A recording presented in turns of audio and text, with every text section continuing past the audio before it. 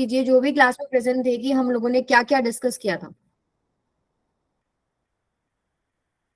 बताइए। हेल्प करते हैं ना आदित्य को और बाकी स्टूडेंट्स को जो लास्ट क्लास में नहीं थे कि हम क्या क्या पढ़ चुके हैं। Yes Tushar. We discussed about what is electricity. Okay yes, सबसे पहले डिस्कशन ये हुआ था कि इलेक्ट्रिक करंट से आप क्या समझते हो, राइट? Yes, ma'am. तो इलेक्ट्रिक करंट जैसे कि आपके पास फ्लो है किसी चीज का एक जगह से दूसरी जगह, तो उसको हम करंट बोलते हैं। जैसे विंड अगर एक पोजीशन से दूसरी जगह पे जा रही है तो हम उसको विंड करंट बोलते हैं। वैसे ही हमारे पास यहाँ पर फ्लो ऑफ चार्ज होता है एक पोजीशन से दूसरी पोजीशन पे, इसलिए हम उसको क्या बोलते हैं? Electric current. ठीक है। सो करंट का फॉर्मूला क्या होता है? सिंबल आई होता है। फॉर्मूला क्या होता है? चार्ज। यस तुषार बोलो By बेटा। charge चार्ज by बाय में टाइम, क्योंकि yes, आप charge flowing through a cross section per unit time. Charge by time, इसको हम क्यू बाय में टी भी लिखते हैं। अच्छा, क्यू को हम लोग क्या लिखते हैं? Charge coulomb. created not be destroyed and it is integral multiple of charge on an electron, right? एक इलेक्ट्रॉन पे कितना चार्ज होता है? 0.6 इंटू पावर माइनस 9 -9 कूलम। ठीक है, कूलम क्या है? Unit of charge. करंट की यूनिट क्या होती है? ampere. एम्पियर। एम्पी 1 एम्पियर किसके बराबर है? 1 कूलम बाय में 1 सेकेंड। ठीक है। इसके बाद हम लोगों ने पढ़ा कि चार्जेस जो है दो तरह के होते हैं, पॉजिटिव चार्ज, नेगेटिव चार्ज। अगर आपके पास लाइक चार्जेस है, सपोज प्लस प्लस है, माइनस माइनस, अगर आप इनको पास में लेके आते हैं तो they will repel. Like charges repel करेंगे एक दूसरे को, और अनलाइक अनलाइक चार्जेस क्या करेंगे? Attract. Attract each other. Yes. अच्छा, इसके बाद हमने एक टर्म पढ़ी थी, potential difference. What do you understand by potential difference?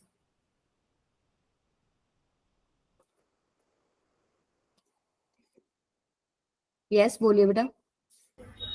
Work tend to move unit positive charge from one point to the other.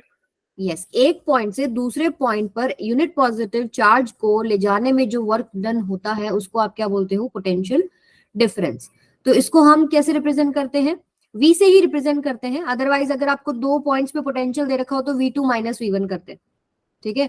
सो हम लोग V इज इक्वल टू क्या लिखते हैं? Work done per unit charge. Q या capital Q से हम इसको represent करते हैं। यूनिट ऑफ पोटेंशियल डिफरेंस क्या होती है? Volt. वोल्ट। यस। अच्छा, वर्क की ऐसा यूनिट क्या होती है? Joules. जूल। ठीक है। इसके अलावा क्या डिस्कस हुआ था, बताइए।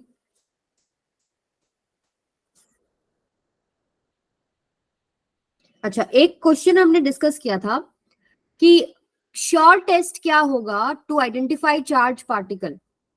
मतलब अगर चार्ज है या अनचार्ज है उसके लिए हम कौन सा टेस्ट यूज करेंगे? अट्रैक्टिव और रिपल्सिव, कौन सा होगा बताओ?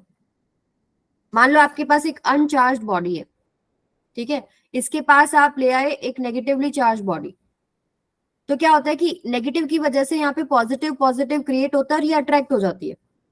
अगर आप नेगेटिव के पास एक पॉजिटिव बॉडी ले आएंगे तो भी अट्रैक्ट हो जाएगी। तो अट्रैक्शन से हमें नहीं पता लग रहा कि वो अनचार्ज है या चार्ज है। लेकिन अगर मान लीजिए आप क्या करते हो, नेगेटिव चार्ज के पास एक बॉडी नेगेटिव रख रहे हो और वो रिपेल हो रही है, ठीक है, तो रिपल्शन से हमको पक्का पता है कि वो आपके पास क्या है? Charge body. अगर आपने नेगेटिव चार्ज रखा है तो दूसरी नेगेटिव ही होगी। रिपल्शन से हमको पता लग रहा है, क्योंकि अट्रैक्शन तो चार्ज बॉडी पे भी हो सकता है और अनचार्ज बॉडी पे हो सकता है, लेकिन रिपल्शन तभी होगा जब दोनों का चार्ज जो है वो सिमिलर होगा, लाइक चार्जेस होंगे तभी रिपेल होगा। तो हम शॉर्ट टेस्ट क्या बोलते हैं? रिपल्शन का होता है। और हम इससे आइडेंटिफाई भी कर सकते हैं। मान लो हमें पता है कि हमारे बॉडी जो है ये नेगेटिव है और वो रिपेल हो रही है, इट मींस डेफिनेटली दूसरी बॉडी क्या है? नेगेटिव है। तो चार्ज के साइन आप पता कर सकते हो बाय अट्रैक्शन और रिपल्शन की गिवन बॉडी आपकी चार्ज है या नहीं है, और कौन सा साइन आएगा उसके ऊपर, पॉजिटिव आएगा या नेगेटिव आएगा। तो ये हमने डिस्कस किया था लास्ट क्लास में। शॉर्ट टेस्ट क्या है? रिपल्शन, टू आइडेंटिफाई चार्ज और अनचार्ज बॉडी या साइन ऑफ अ बॉडी। अच्छा, इसके बाद हमने क्या डिस्कस किया था? रेजिस्टेंस डिस्कस नहीं हुआ था ना, हमने सर्किट डिस्कस किया। मान लो आपके पास एक कंडक्टर है और आपने इसको बैटरी से कनेक्ट कर दिया है। बैटरी और सेल में क्या फर्क होता है? बैटरी होती है कलेक्शन ऑफ सेल, जिसमें बहुत सारे सेल दिखाएंगे। यहाँ पर मैंने एक सेल दिखाया है। इस सेल से क्या होता है? पोटेंशियल डिफरेंस मिलता है। पोटेंशियल डिफरेंस से क्या होता है कि जो इलेक्ट्रॉन इस कंडक्टर के अंदर रैंडमली मूव करते हैं उनको एक डायरेक्शन मिल जाती है, और वो एक डायरेक्शन में फ्लो करने की वजह से क्या होता है? करंट होता है। तो करंट का साइन हम कैसे लेते हैं? पॉजिटिव से नेगेटिव हम ऐसे बोलते हैं कि करंट फ्लो कर रहा है। बट इलेक्ट्रॉन कैसे फ्लो करते हैं? Negative to positive.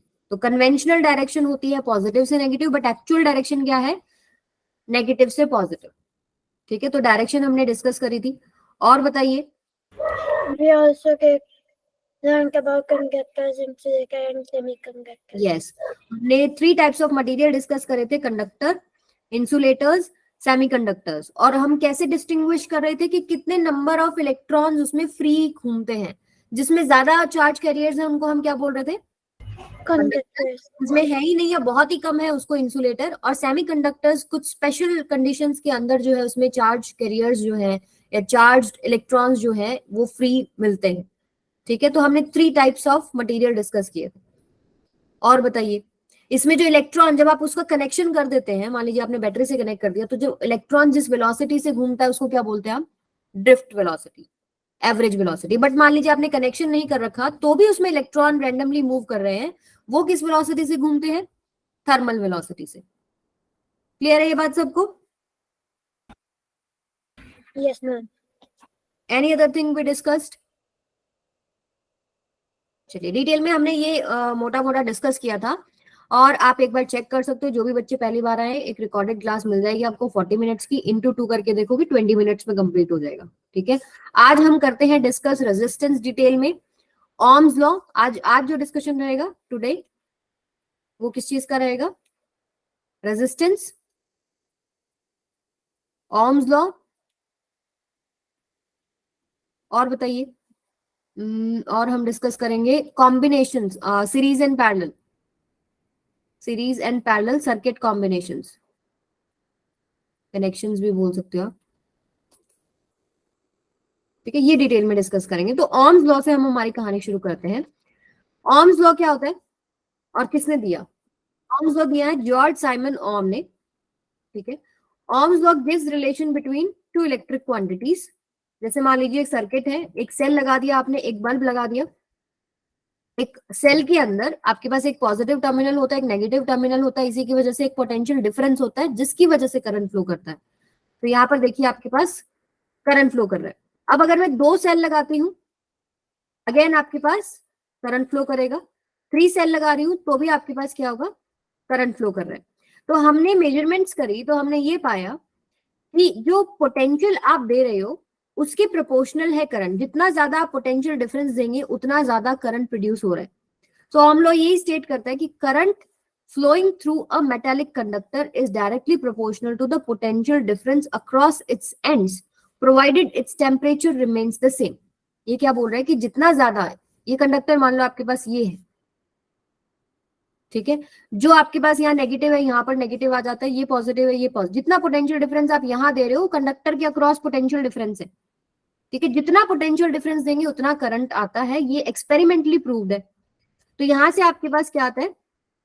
V जो है directly proportional to I। V क्या है? Potential difference. अब कुछ चीजें आपको चेंज नहीं करनी है, length, area of cross section, temperature and material, इन चीजों को सेम रखेंगे और फिर हम सेल में जो है पोटेंशियल डिफरेंस बढ़ाते जा रहे हैं और करंट को चेक कर रहे हैं। तो आपके पास सिंपली क्या आता है? V is directly proportional to I। V by I is equal to constant. जब भी आप देखिए प्रोपोर्शनैलिटी साइन कभी भी हटता है ना तो कुछ कांस्टेंट आता है। तो मान लीजिए ये आ गया आपके पास V इज इक्वल टू के आई। तो के को हमने इधर ही रखा V बाय आई।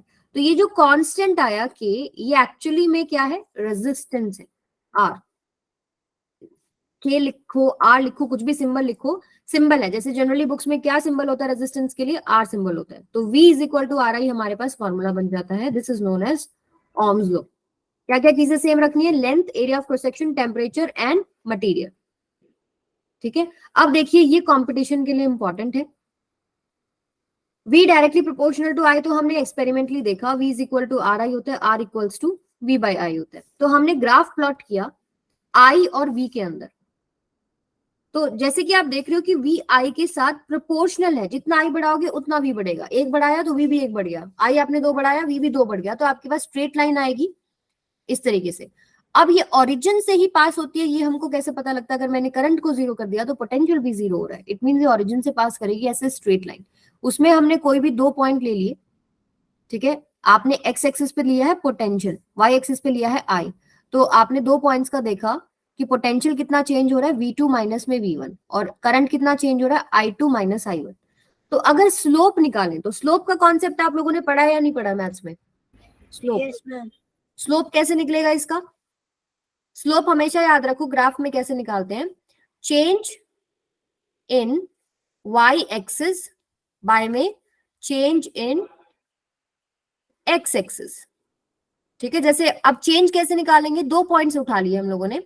हमने देखा वाई एक्सिस में कितना चेंज हो रहा है, ये पॉइंट क्या है I2, ये पॉइंट क्या है I1। वाई एक्सिस में कितना चेंज हो रहा है, I2 minus I1। X axis में कितना चेंज हो रहा है, final point minus initial point. आपके पास ये है V2 और ये V1। ऐसे लिखते हो ना, इसके कोऑर्डिनेट्स कैसे लिखोगे आप, V2 एंड I2। इसके कोऑर्डिनेट क्या है, V1 एंड I1।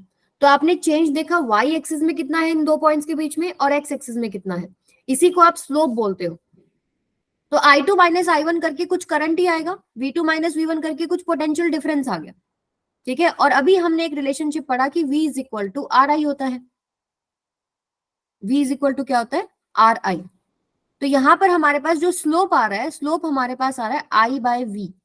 तो यहां से I बाय V क्या बनता है हमारे फॉर्मूले में, 1 बाय R। तो I अगर y एक्सिस पे है और V एक्स एक्सिस पे है, तो इसका स्लोप हमें क्या दे रहा है, 1 बाय R। और R किसके बराबर होगा, 1 by slope of straight line. जो भी आपके पास ये वैल्यू आएगी सॉल्व करके 2 पॉइंट को, मान लो आपके यहाँ पर आ गया सॉल्व होके 3, यहाँ पे आ गया आपके पास 4, तो यहाँ पर R की वैल्यू क्या आएगी, तो स्लोप हो गया। और स्लोप यहाँ पर क्या दिखा रहा है, 1 बाय R। तो R की वैल्यू क्या आएगी, 1 बाय स्लोप। तो 1 बाय स्लोप, स्लोप कितना है, 3 बाय 4। ये कितना हो जाएगा, 4 बाय 3। 1 बाय में 3 बाय 4 क्या हो जाएगा, 4 बाय 3। समझ में आया सबको? तो स्लोप के ऊपर काफी बार बहुत क्वेश्चन पूछा गया होता है। अब जैसे अगर मैं इस ग्राफ को बदल दूं ना, ये बहुत ही इंपॉर्टेंट बातें हैं छोटी छोटी। जैसे मान लो मैंने इस ग्राफ को बदल के, मैंने ग्राफ आपको ऐसे बना के दे दिया कि इधर तो है V और इधर आपके पास है I। ठीक है, आपने I की अलग अलग वैल्यू पे जो है पोटेंशियल चेक किया और आपने ग्राफ प्लॉट करा। यहां पर अगर मैं 2 पॉइंट ले लूं, सिमिलरली यहाँ पर आएगा I2, यहाँ पर आएगा I1, और y एक्सिस पे देखोगे तो आपके पास क्या जा रहा है, इस पॉइंट पे क्या है, V2, और इस पॉइंट पे क्या है आपके पास, V1। तो हमारा स्लोप का फॉर्मूला होता है change in y axis by change in x axis. अब y एक्सिस पे क्या है बेटा, स्लोप है, y एक्सिस पे क्या है, पोटेंशियल है। तो यहाँ लिखोगे आप V2 माइनस V1। नीचे x एक्सिस पे कितना है, I2 माइनस में I1, राइट। तो अब ये V बाय I, कुछ पोटेंशियल डिफरेंस मैंने V लिख दिया, I2 माइनस I1 कुछ जो है करंट आ गया। V बाय I क्या होता है, V बाय I तो R ही होता है।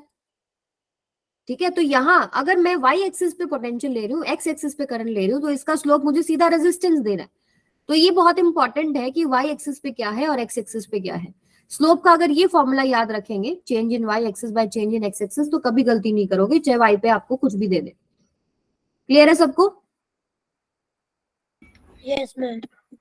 ठीक है, तो अब देखो यहां से अगर आई वी हमने ग्राफ लिया है, आई वाई एक्सिस पे है, वी एक्स एक्सिस पे है, तो उसका जो स्लोप है वो मुझे क्या देता है, reciprocal of resistance 1 by R देता है। अगर वी आई ग्राफ होता तो उसका स्लोप मुझे क्या देता, आर देता। ठीक है, ये थोड़ा सा मैंने आपकी ओलंपियाड लेवल और नीट लेवल के ऊपर जो है आपको एक्सप्लेन किया है। अगर आप कोई भी एक्स्ट्रा चीजों में जैसे कंपटीशन में अप्लाई करते हैं तो इस तरह के क्वेश्चन आते हैं, स्लोप निकालना डेफिनेट आता ही आता है। ठीक है, अब हम आगे चलते हैं। लिमिटेशंस क्या है ओम्स लॉ की? Ohm's law has been found valid over a large class of materials. बहुत सारे materials के ऊपर ये valid है. But there do exist materials and devices used in electric circuits where the proportionality of V and I does not hold. हर जगह पर ये applicable नहीं पाया गया. कुछ ऐसे मटेरियल्स से जिसमें जो आपके पास ग्राफ बनता है ना, V इज, जैसे हमारे पास Ohm's law है, V is directly proportional to I. जो ग्राफ बनता है वो स्ट्रेट लाइन बनता है पासिंग थ्रू ओरिजिन. बट कुछ मटेरियल्स में ये लॉ फॉलो नहीं हो रहा था. जैसे पहला अगर हम केस देखें, यहाँ पर लॉ फॉलो नहीं हो रहा क्योंकि स्ट्रेट लाइन नहीं जा रहा है. अगर मैंने I की वैल्यू यहाँ पर I की वैल्यू पे देखती हूँ तो V आपके पास यहाँ आ रहा है. ठीक है, ये आ रहा है. ये वाली I की वैल्यू देखो तो यहाँ, तो स्ट्रेट लाइन नहीं जा रहा है, तो यहाँ Ohm's लॉ वैलिड नहीं है. सेकेंड केस ये है, अगर मैं पोटेंशियल का साइन चेंज कर रही हूँ तो मेरे पास जो कर्व बनता है वो अलग बनता है. ये आप क्लास 12th में पढ़ेंगे. डायोड्स जो होते हैं, डायोड्स में Ohm's लॉ वैलिड नहीं होता. ठीक है. या आपके पास एक मटेरियल है GaGs, इसके अंदर अगर आप वोल्टेज और करंट को मेजर करते हैं तो ग्राफ स्ट्रेट लाइन नहीं आ रहा है, कुछ इस तरीके से आ रहा है. सो फर्स्ट पॉइंट क्या है, V ceases to be proportional to A. V is not directly proportional to I. ये आपको कर्व 1 में दिखाई दे रहा है. सेकंड में आपको बता रखा है सेकंड पॉइंट में कि अगर मैं पोटेंशियल का साइन उल्टा कर देती हूँ, मान लो प्लस माइनस लगाया मैंने एक कंडक्टर के अक्रॉस, अब मैं माइनस प्लस कर दूं, ठीक है, उसी कंडक्टर के अक्रॉस, तो मेरे पास जो है सेम कर्व नहीं आते, कुछ ऐसे कर्व्स आ रहे हैं. ये आप पढ़ेंगे डायोड्स के अंदर. इस तरीके का जो कर्व आता है ये डायोड्स में आता है. फिर थर्ड आपके पास है relation between V I is not unique. There is more than one value of V for the same current I. जैसे एक करंट के ऊपर V की आपको दो वैल्यूज मिल रही है. अगर मैं यहां से ऐसे बनाऊं, चलो ऐसे बना दिया मैंने स्ट्रेट लाइन, सपोज ये बना दिया, तो एक करंट के ऊपर दो वैल्यू मिल रही है. इसका एग्जांपल है GaGs. तो ये लिमिटेशन है कि सब जगह वैलिड नहीं है. V is not directly proportional to I in every single material. ठीक है, क्लियर है ये बात सबको? Yes, ma'am. चलो आगे चलते हैं. अब हम बात करते हैं थोड़ा सा रेजिस्टेंस की. रेजिस्टेंस के बारे में तो आप सभी जानते हैं, बताइए क्या होता है resistance. Yes Tushar. Ma'am, it is the property of a conductor to resist the flow of current. Okay, Aditi बोलिए बेटा. Ma'am, same. The resistance is the property of a conductor. Okay, so resistance क्या है? बिल्कुल सही बात बोली है आप लोगों ने. Opposition to the flow of current है, रेजिस्ट करना, उसके रास्ते में रुकावटें पैदा करना. अब रुकावटें क्यों हो रही है? क्योंकि मटेरियल के अंदर एटम है, इलेक्ट्रॉन्स जो है उनसे टकरा के चलते हैं.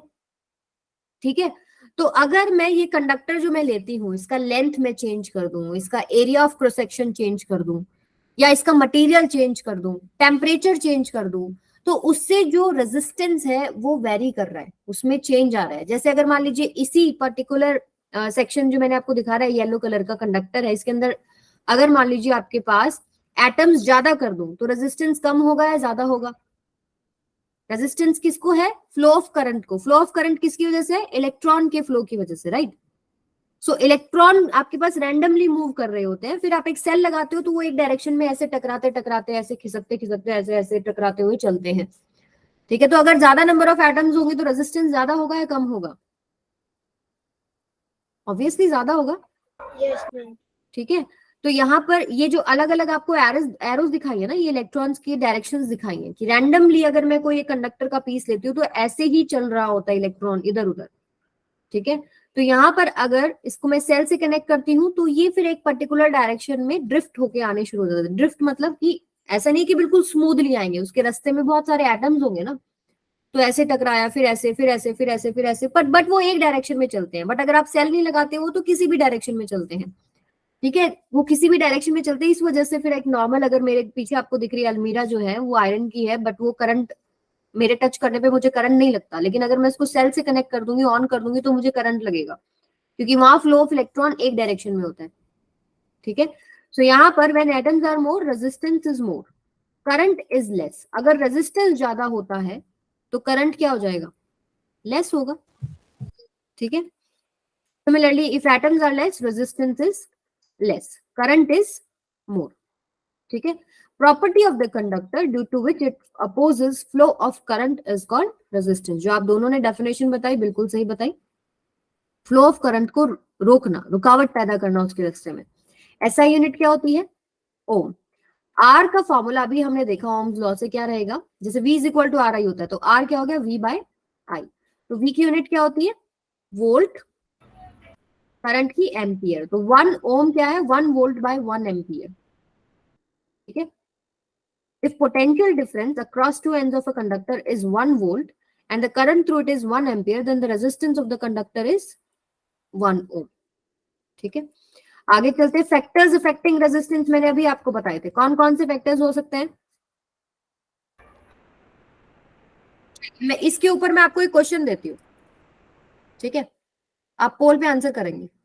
मैं देखती हूँ आप लोगों ने क्लास में पढ़ा है नहीं पढ़ा है। मैंने एक पोल लॉन्च किया है, क्वेश्चन यही है, factors affecting resistance, length, area of cross section, material, temperature और ऑल ऑफ दी अबव। सभी बच्चे आंसर करेंगे।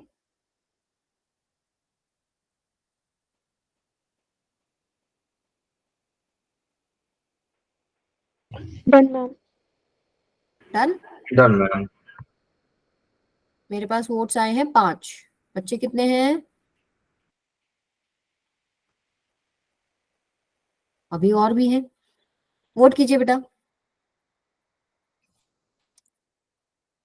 एक स्टूडेंट का रह गया है।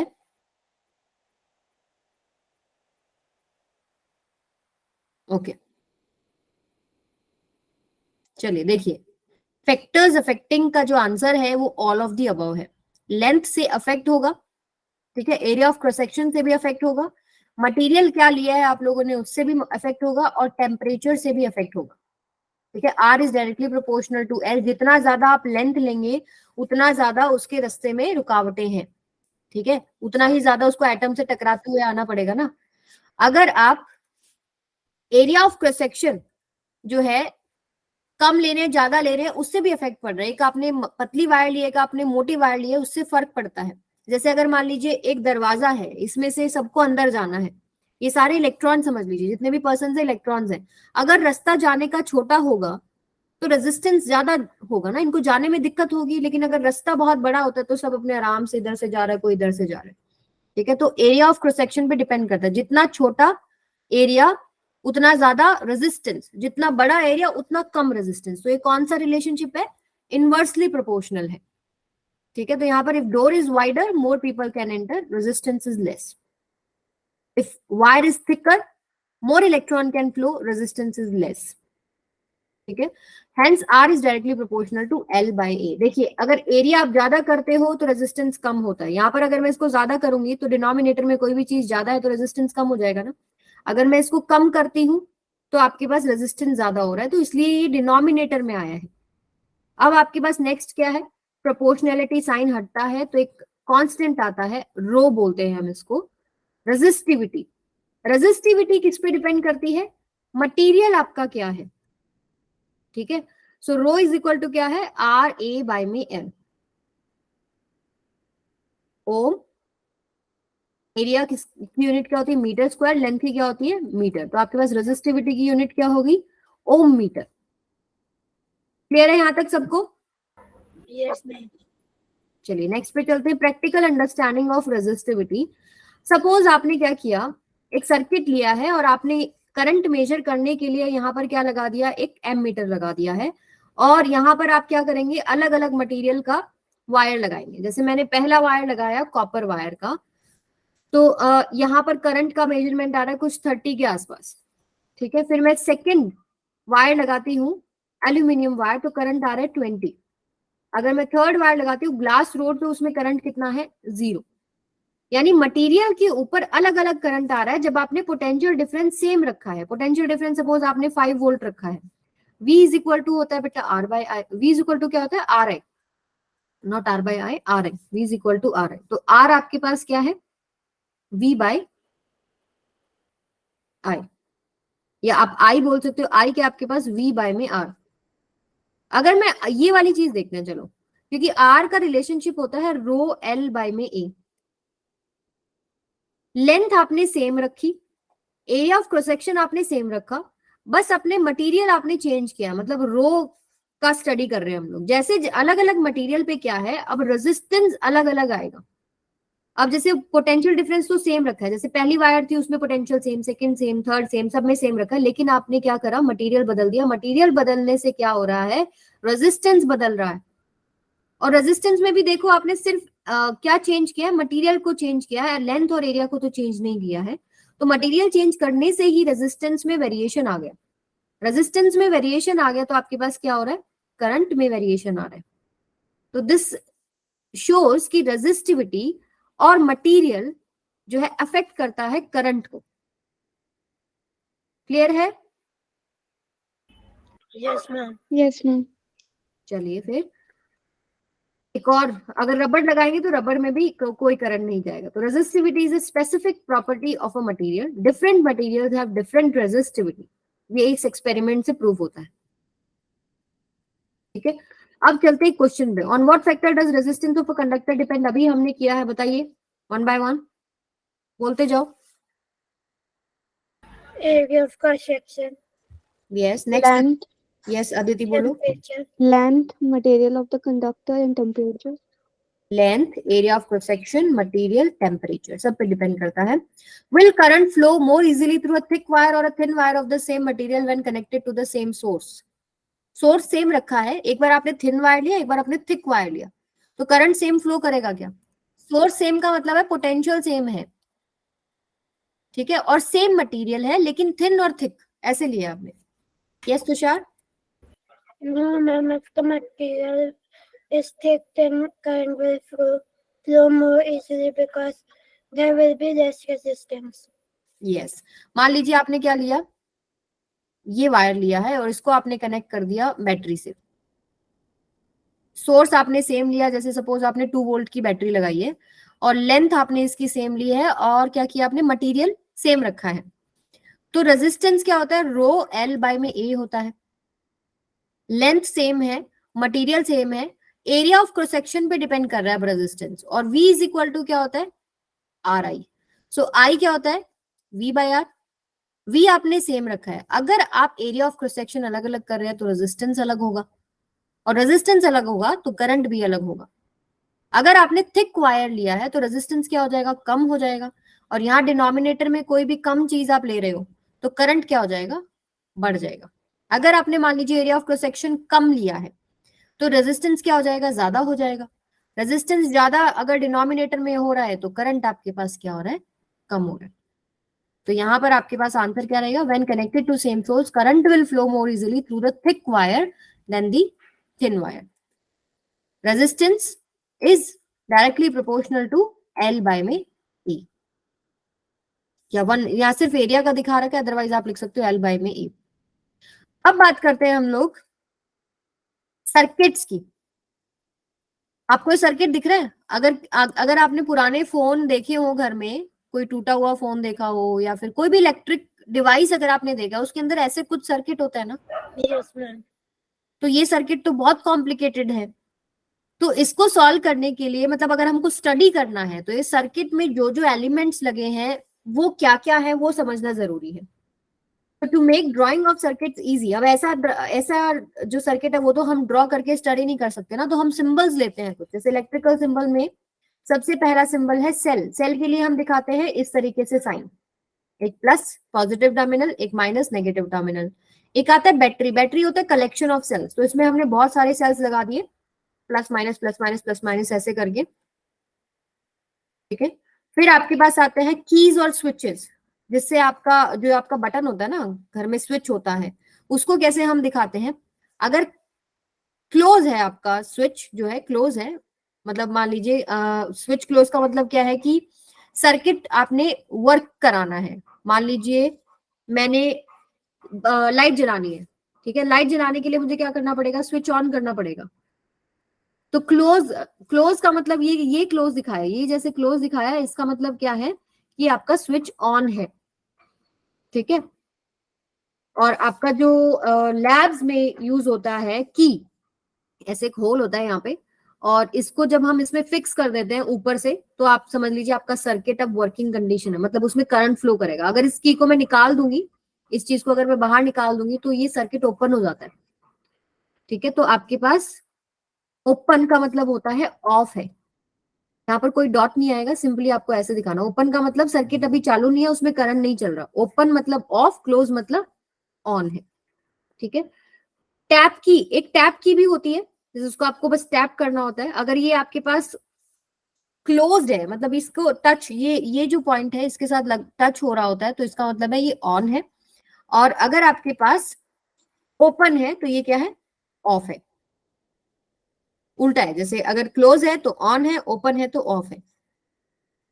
फिर आपके पास आता है रेजिस्टेंस। Resistance very important. और ये रेजिस्टेंस के ऊपर जो आपको कलर्स दिख रहे हैं ना, इससे हम कैलकुलेट करते हैं कि जो आपको गिवन ये कंपोनेंट है इसका रेजिस्टेंस कितना है। अलग अलग कलर से हमको पता लगता है कि ये जो है इसमें कितना रेजिस्टेंस है। जैसे इसके अंदर 2 ओम है, 3 ओम है, 4 ओम है, ये हमको कलर कोडिंग से पता लगता है, जो कि आप क्लास 11th में सीखेंगे। तो रेजिस्टेंस को हम ऐसे जिगजैग जिगजैग से इससे दिखाते हैं। नेक्स्ट आपके पास आता है वेरिएबल रेजिस्टेंस। अगर मान लीजिए एक तो केस हो गया, मुझे 2 ओम रेजिस्टेंस लगाना है, एक मुझे लगाना है 3 ओम रेजिस्टेंस। तो मैं यहाँ पर कलर कोडिंग के हिसाब से चूज करूंगी कि इसका जो है 2 ओम है, इसका 3 ओम है। लेकिन सपोज मुझे रेजिस्टेंस को बहुत वेरी करना है, कभी मुझे 2.5 करना है, 2.6 करना है, 3.4 करना है, तो वो होता है वेरिएबल रेजिस्टेंस। तो उसके लिए क्या करते हैं हम लोग, इस तरीके का एक कंपोनेंट यूज करते हैं। ये जो ऊपर आपको दिख रहा है ना, ये हेड, ये वाला, इसको हम जब स्लाइड करते हैं तो हमें different different values of resistance मिलती है। यहाँ पर क्या होता है, आपको एक ही वैल्यू मिलेगी, एक कंपोनेंट से एक वैल्यू मिलेगी। यहाँ पर बहुत सारे वैल्यूज आप जो है सेट कर सकते हैं, इसमें वेरिएबल रेजिस्टेंस है। सो वेरिएबल रेजिस्टेंस इस तरीके से दिखाया जाता है। फिर आपके पास आता है वेरिएबल नॉन रेजिस्टेंस। सपोज अब मुझे पता है कि इससे मुझे वेरिएबल रेजिस्टेंस मिलेगा, लेकिन मुझे चाहिए 3.2। तो 3.2 मेरे पास पता है कि कितना वैल्यू है, तो हम उसको इस सिंबल से दिखाते हैं। मुझे नहीं पता कितनी वैल्यू है, कोई भी मैंने रैंडम से उसको स्लाइड करके कहीं छोड़ दिया, तो वहां पर क्या है, वेरिएबल रेजिस्टेंस। और यहाँ क्या है, वेरिएबल नॉन रेजिस्टेंस। ठीक है। अब आपके पास ऐसे बहुत सारे इलेक्ट्रिकल में ये यूज होता है। अब मेजरिंग इंस्ट्रूमेंट क्या क्या होते हैं, एमीटर होता है, जिसमें आपको ऐसे ए बना हुआ दिखाई देता है। एक ये पॉजिटिव टर्मिनल से कनेक्ट होता है, देखो यहाँ पॉजिटिव है रेड के नीचे, एक नेगेटिव टर्मिनल से कनेक्ट होता है, तो ये सर्किट में लगता है और सीरीज में लगता है एमीटर। ठीक है, प्लस माइनस। और फिर वोल्ट मीटर आपके पास होता है। वोल्ट मीटर क्या मेजर करता है, पोटेंशियल डिफरेंस। एम मीटर क्या मेजर करता है, करंट। गैल्वेनोमीटर क्या मेजर करता है, कोई बताएगा मेरे को।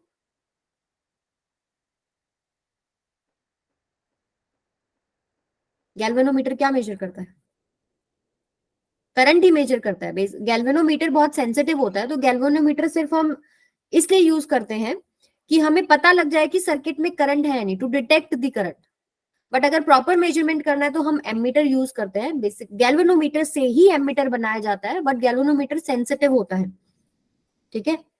और गैल्वेनोमीटर से ही आप वोल्टमीटर भी बना सकते हैं। ये आपके टॉपिक्स हैं क्लास 12th के, जिसमें हम गैल्वेनोमीटर से एमीटर भी बनाएंगे और गैल्वेनोमीटर से वोल्टमीटर भी बनाएंगे। लेकिन अभी के लिए समझो, एम मीटर करंट मेजर करता है, voltmeter potential difference measure करता है, और गैल्वेनोमीटर करंट को डिटेक्ट करता है कि हाँ यहाँ पर करंट है या नहीं है। क्लियर है बात सबको। Yes. Yes, ma'am. तो इसका सिंबल होता है जी। अब हम आगे चलते हैं। वायर जॉइंट, मान लीजिए दो वायर्स को आपने कनेक्ट करना है, तो हम उसको कैसे दिखाते हैं। मान लीजिए यहाँ पर जैसे 3 वायर्स कनेक्ट कर रखे हैं, तो ऐसे ऐसे जॉइंट दिखा देते हैं। जैसे सर्किट में मान लीजिए कुछ भी एक वायर कनेक्ट की, तो ऐसे करके दिखा देते हैं। ठीक है। नेक्स्ट आपके पास मान लीजिए वायर ज्वाइंट नहीं है, बस एक दूसरे के ऊपर से जा रही है, तो ऐसे हम कर्व से दिखाते हैं। ये कनेक्टेड नहीं है, जैसे एक वायर है और उसके ऊपर आपने घुमा दिया उस दूसरी वायर को, बट आपस में कनेक्शन नहीं है। अगर कनेक्शन करना है तो ऐसे पॉइंट से दिखाते हैं, जैसे ये एक दूसरे के ऊपर से जा रहे हैं। जैसे हमारे घर में भी होता है ना, बहुत सारी वायर्स पड़ी होती है, एक दूसरे के ऊपर से जा रही होती है, तो वो ऐसे एक दूसरे के ऊपर से दिखाना है तो इस तरीके से दिखाते हैं। ठीक है। नेक्स्ट पे आ जाओ। अगर बल्ब दिखाना होता है तो आप ऐसे दिखाते हैं, ऐसे घुमा देते हैं इसको कुछ इस तरीके से। अब आगे चलेंगे हम। Test time. Draw the symbols of component required to make the circuit. Draw कीजिए। आपको जो लगता है एक सर्किट में इंपॉर्टेंट इंपॉर्टेंट चीजें हैं, वो एक बार ड्रॉ कीजिए, फिर मैच कीजिएगा जो मैं आपको दिखाती हूँ उससे।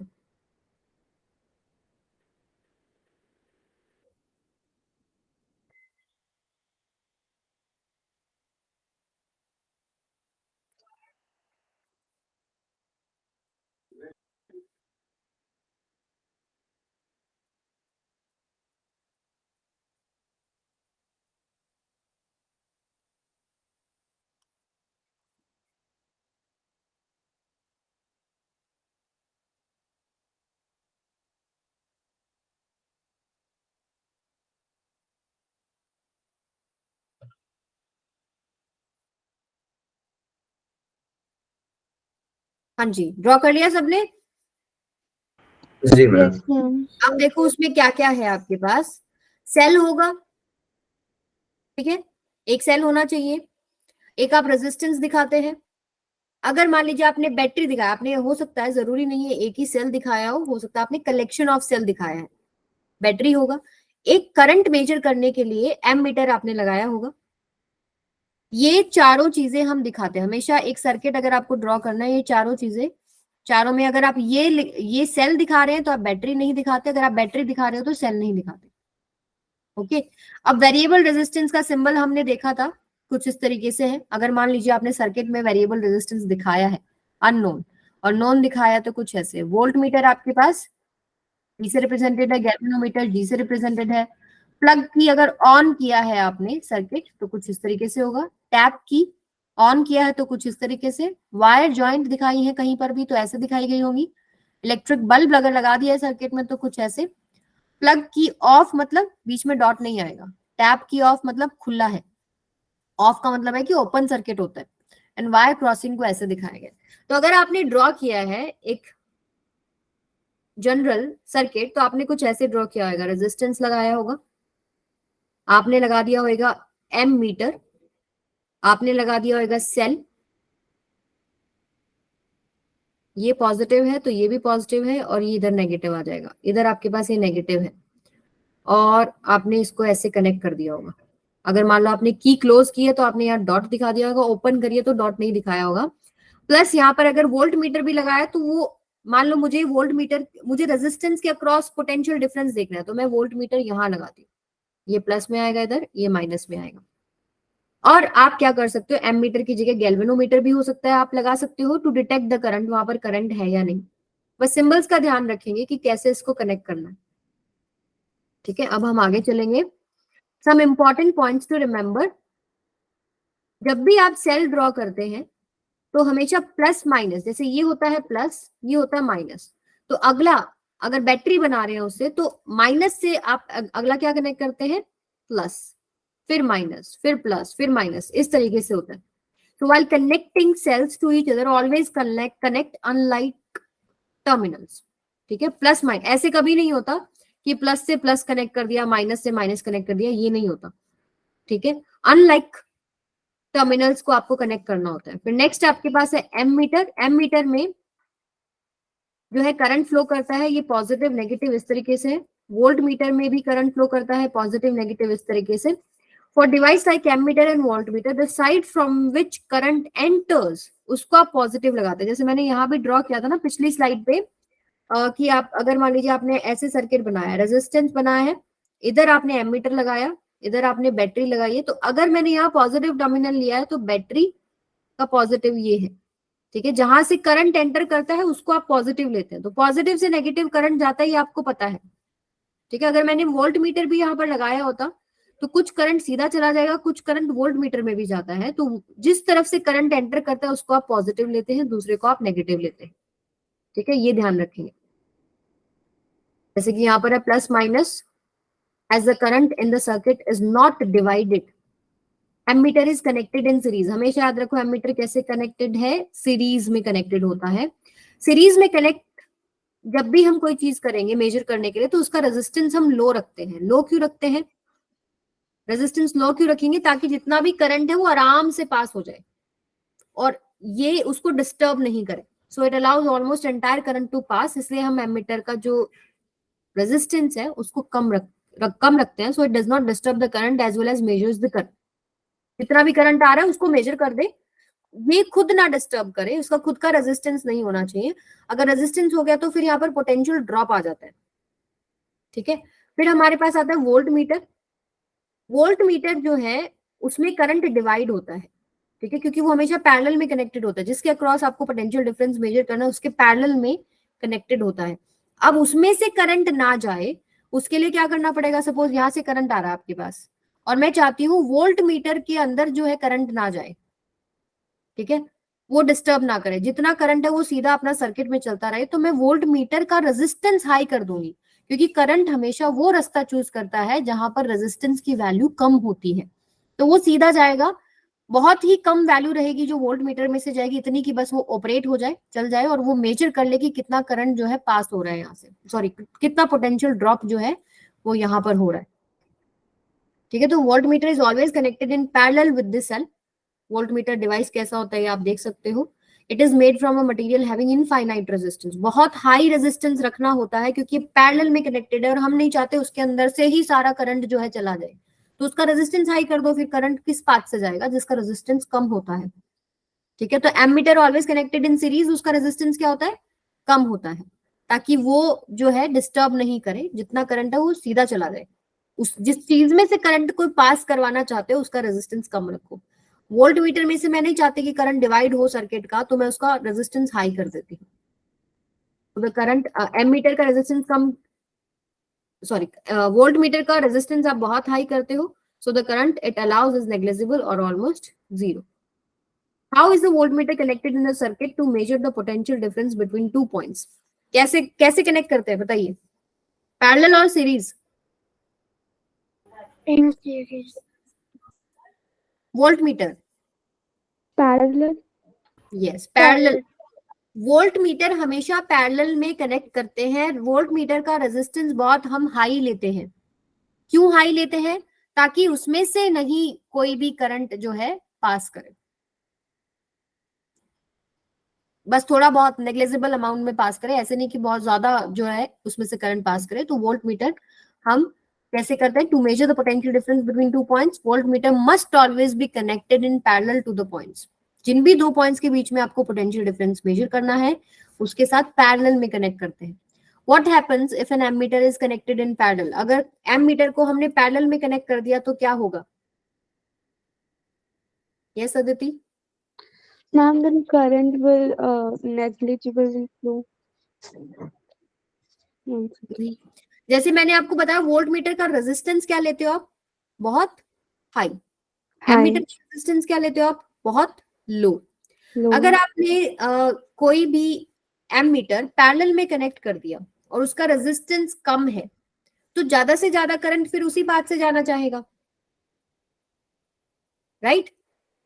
मान लीजिए एक रेजिस्टेंस है, सपोज मैं बना देती हूँ, चलो एक रेजिस्टेंस है और आपने इसके पैरेलल में एमीटर कनेक्ट कर दिया, तो जो करंट आएगा वो कौन सा रास्ता लेना चाहता है? जिसमें सबसे कम रेजिस्टेंस हो। एमीटर का बहुत नेग्लिजिबल रेजिस्टेंस होता है, तो सारा का सारा करंट इधर से पास होगा, इसमें से जाएगा ही नहीं। ये तो हम नहीं चाहते ना, हम चाहते हैं हमारा जो करंट है वो रेजिस्टेंसेस में से पास करे। क्योंकि और दूसरी बात, अगर यहाँ एमीटर से बहुत ज्यादा करंट जाएगा तो एमीटर जल जाएगा। ठीक है, उसका इतना कैपेसिटी नहीं है। If an ammeter is connected in parallel, the resultant resistance of the circuit decreases and more current passes through the ammeter. Hence, the ammeter is likely to be burnt. Clear है बात सबको? Circuit का resistance decrease हो गया, ये बात आपको समझ में आई? पैरेलल में क्या होता है? मान लीजिए आपने देखो इसको पैरेलल में कनेक्ट कर दिया तो इसका खुद का भी तो एक रेजिस्टेंस है ना। चलो एमीटर को मैंने पैरेलल में कनेक्ट किया, उसका रेजिस्टेंस मैंने दिखा दिया और एक रेजिस्टेंस ये हो गया। चलो आगे हमने इसको सेल से कनेक्ट कर रखा है, तो अगर पैरेलल में कनेक्ट करेंगे तो इसका रेजिस्टेंस कम हो जाएगा सर्किट का। कैसे कम होता है? क्योंकि पैरेलल में 1/R इक्विवेलेंट किसके बराबर होता है? 1/R1 प्लस में 1/R2। तो इससे वैल्यू रेजिस्टेंस की कम होती है। रेजिस्टेंस कम हो गया तो क्या हो जाएगा? करंट ज्यादा हो जाएगा, तो एमीटर के जलने के चांसेस भी होते हैं। क्लियर है बात सबको? Yes, ma'am. नेक्स्ट पे आ जाओ।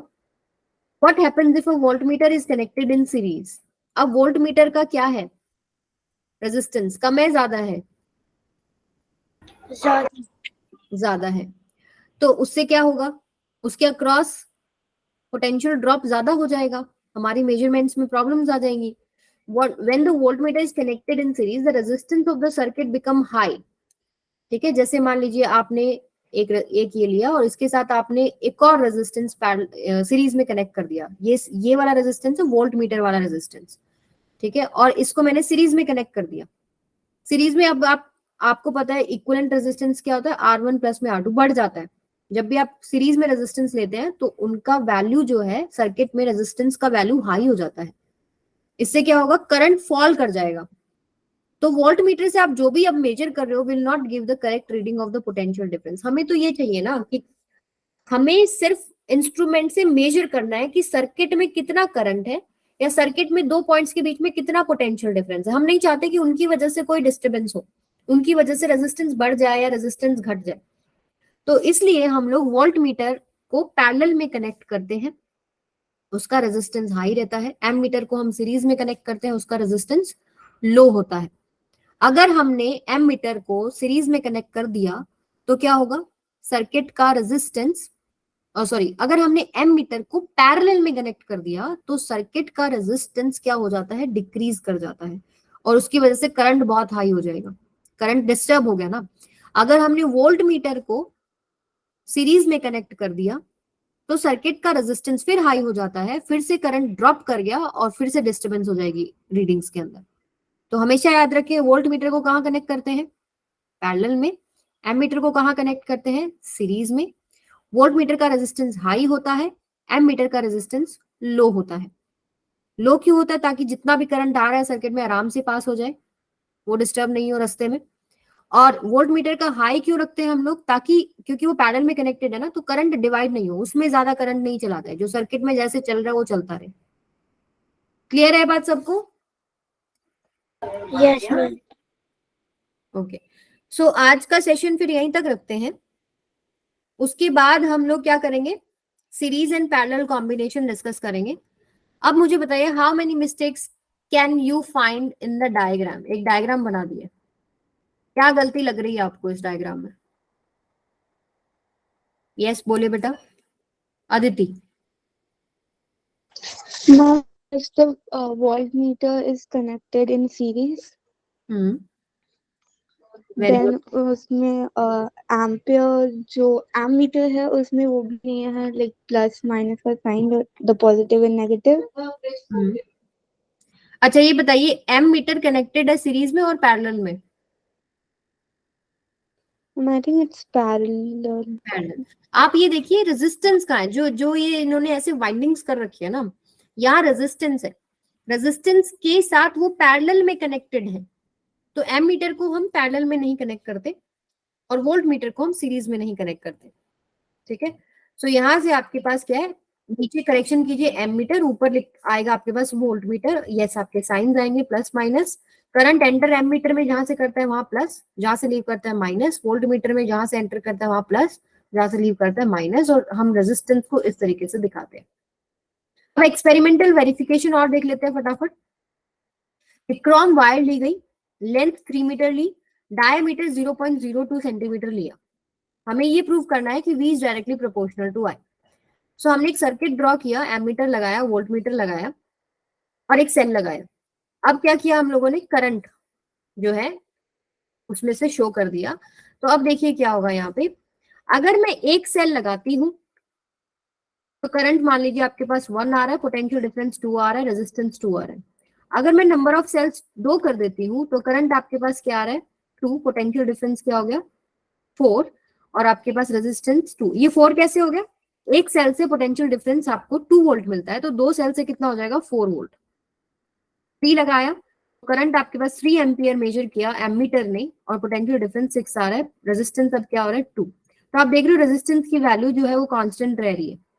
और अगर मैं ग्राफ प्लॉट करूं आई और वी के अंदर, आई की 1 पे पोटेंशियल डिफरेंस कितना है आपके पास, 2। अगर मैं करंट लेती हूँ 2 तो आपके पास ये कितना आ रहा है, पोटेंशियल डिफरेंस 4। करंट लेती हूँ 3 तो पोटेंशियल डिफरेंस 6। तो इन सबको ज्वाइन करूँ तो आपके पास एक स्ट्रेट लाइन, लीनियर लाइन आती है। तो हमारे पास यहाँ से प्रूव हो जाता है ohm's law, V is directly proportional to I। So next time हम ये करेंगे कि a device like television which is a combination of many components. तो यहाँ पर क्या होता है कि हमें अलग अलग